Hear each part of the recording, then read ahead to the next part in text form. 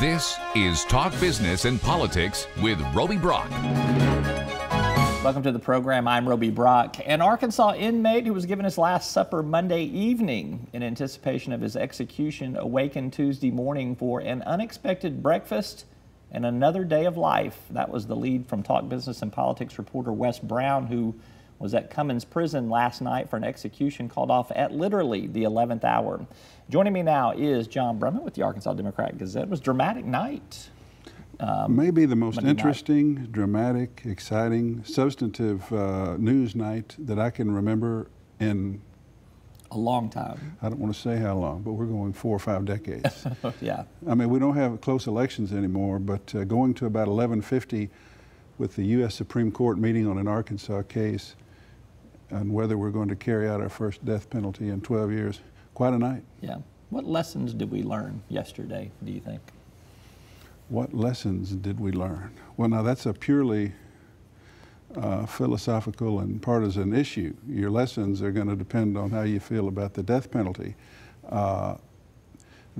This case, I learned that our Arkansas Supreme Court, which I have criticized with glee and abundance, can do the right thing on a big issue. On a 4-3 vote, it was confronted with a case in which 2 men who were raising issues of mental competence, one with a low IQ, other with mental illness, were arguing that since the U.S. Supreme Court is getting ready to consider a case next week, already accepted from Alabama, about the sufficiency of representation and sufficiency of physician expertise for those cases, since that was coming Monday, this Supreme Court voted 4-3 in a state that's politically vastly, overwhelmingly pro-death penalty to stay those executions, to not rush Monday night to kill them, when next week there may be a case that Supreme Court that would have saved their lives or changed their circumstances.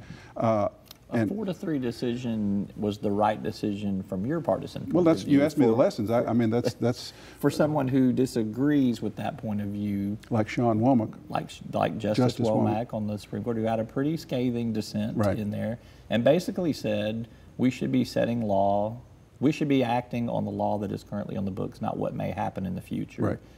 There's some logic in that. There is. There is. He was peeved in his dissent. He was saying he couldn't believe that the court majority would stay executions of people who had been on death row for 2 decades and not carry out the executions that the victims' families, as he put it, had been waiting for their finality. That Supreme Court would,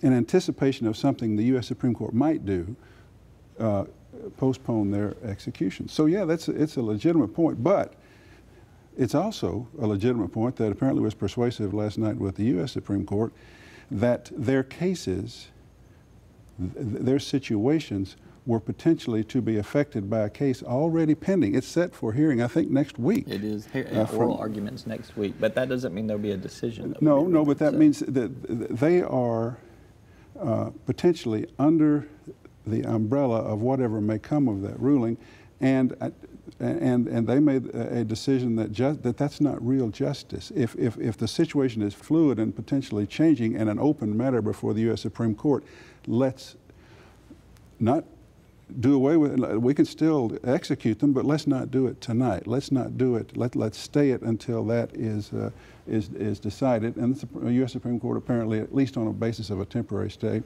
agreed with that thinking. Yeah, my lesson learned from all of this is that there are 1,000 different ways to file appeals that may derail the execution process. There were things that were materializing. I was like, where did that come from? And well, there were 2 or 3 that came through last night that I didn't have time to think about. Apparently the ACLU has gotten involved in one of the cases and is going to file for a stay, one of the 5 remaining ones. I couldn't tell you right now what that's about because I had other things on my mind. I think, here's a lesson.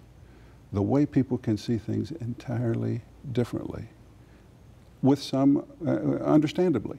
I have used the phrase that the state's leading politicians and that the state appears to have an itch to kill. Because last night we were going to the Supreme Court of the United States saying, you guys stay up and work late tonight because they're telling us we can't start our killing on Monday. We're going to have to wait till Thursday. We may not be able to kill 8. We can only kill 5. I call that an itch to kill. Others say, are you serious? These cases have been pending for 20, 25 years. And that they are exhausting all of the resources. Yeah, and you are daring to say we have an itch to kill. But I see both sides. I see mine more clearly, but I see the other side. I would make this difference. An itch to kill is the phrase I use rather than a rush to kill. I don't believe I can say Arkansas is in a rush to kill when these cases have been pending.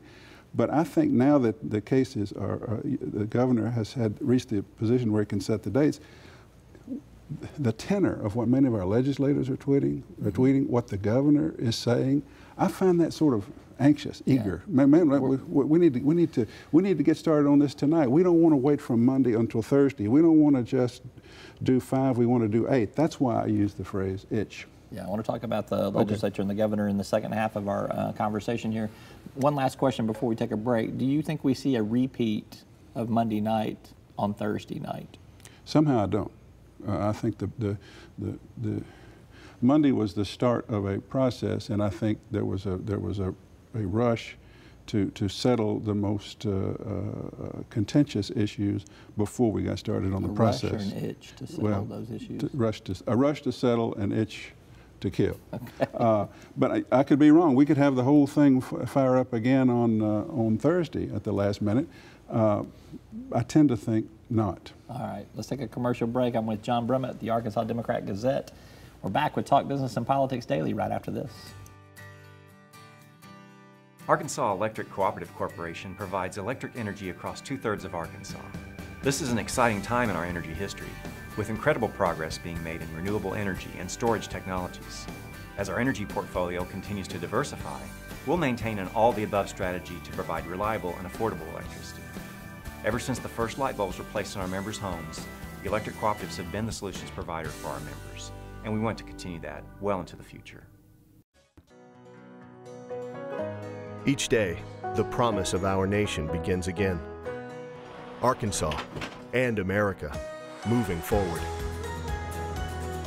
I help make that promise a reality. It's not for everyone, but people everywhere depend on us. Oh, I love you too, sweetie. Trucking delivers, or everything stops. And that's what drives me. Welcome back to Talk Business and Politics Daily. I'm Roby Brock. I'm with John Brummett of the Arkansas Democrat-Gazette. We are talking death penalty politics here. Let's talk about another development that occurred really starting Friday afternoon. Judge Wendell Griffin, a Pulaski County Circuit judge, participates in an anti-death penalty protest at the governor's mansion and issues a temporary restraining order to halt the executions effectively. You wrote in your column on Tuesday, no one else can feel his passion or exercise for him his right of expression, but there are scores of local lawyers who can do his judging without inviting the losing side to perceive bias. You think Judge Griffin should step away from the bench if he wants to be this vocal in his protests? Yes, yes. Now his position is being a judge doesn't mean you give up your right of free expression and your right to take a position and exercise and demonstrate your passion in the public square. And I suspect when you get right down to it, it doesn't. I think if you really carry this out to its full constitutional argument, Wendell Griffin can demonstrate against the death penalty and make a spectacle and lie on a cot to protest the death penalty and make a ruling, and you can't keep him from doing that if it were to be logical, if the legal argument was logically extended. But I think most lawyers I know, who even find him a capable judge, which he is, who even find him an admirable person, which he is, believe that if you're going to presume to put on that robe and sit and judge, you have an obligation to detachment. You have an obligation to a judicial temperament. And if he's got to choose one or the other. He's got to be a public advocate and who is given to public demonstration, passionate public demonstration, or a judge. And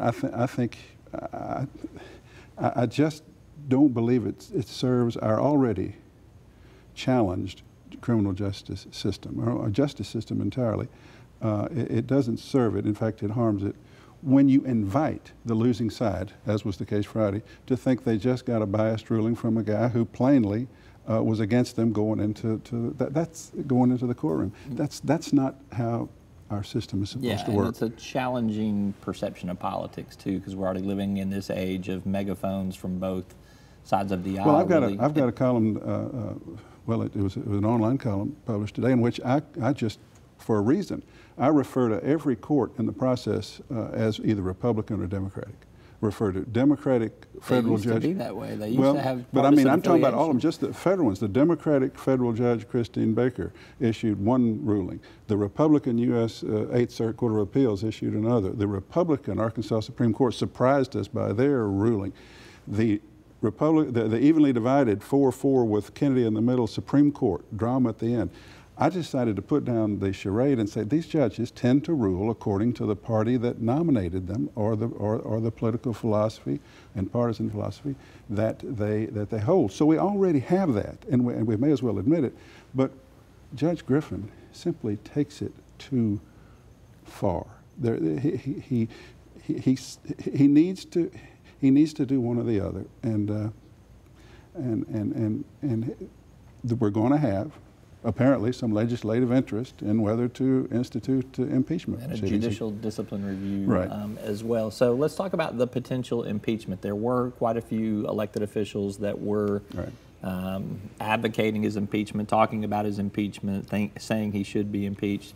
Senator Jonathan Dismang, the Senate president, put out a letter asking them to cool their jets on this because it is showing their bias if there were to be an impeachment of this judge. They're going to be the jurors on this in the Senate side. You think it'll happen? You think they'll try to move to impeach him? Gosh, you're asking me all these questions about what's going to happen, and this is a very fluid time. I don't know. I can't say. I know that it's being seriously considered. I know that Dismang schooled a couple of them that, listen, you're a senator. If this happens, you're supposed to be the jury. Don't be giving your verdict on Twitter out of a fit of pique in the middle of Friday night. It's entirely possible. I think there will be. I think, I'll just say this much. This is Judge Griffin may have gone too far this time. Now, whether that means he will be impeached, I don't know. But we've been down this road with him repeatedly in terms of open statements of his philosophy and his views, and with lawyer criticism of that and bar criticism of that. This is the most egregious case, and he has gone too far this time, I think. What that means in terms of what happens, I'm not prepared to say. All right. I'll give you a pass on that. All right. You do enough predicting on this program. Yeah. I'll let you have a mulligan every now and then. How about that? So okay. A pass. Okay. Last question for you. We have heard, obviously, the challenges of the execution method. This drug problem, obtaining the drugs is going to remain problematic going forward.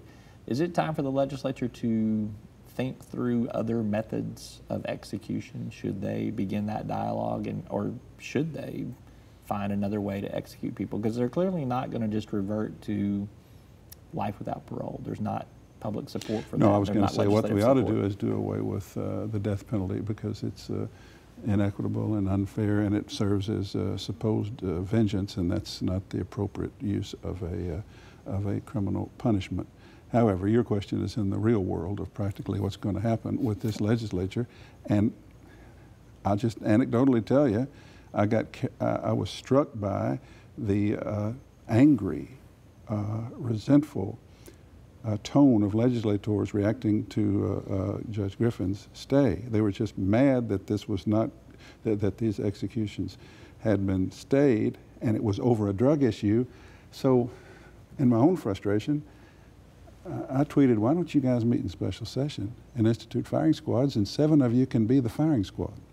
And a couple of them said, it's under consideration. Sign me up. Yeah, now not necessarily, not they'll be the firing squad, but in your poll, wasn't firing squads, no, it was behind public hanging. Public hanging, yeah, was first, close second.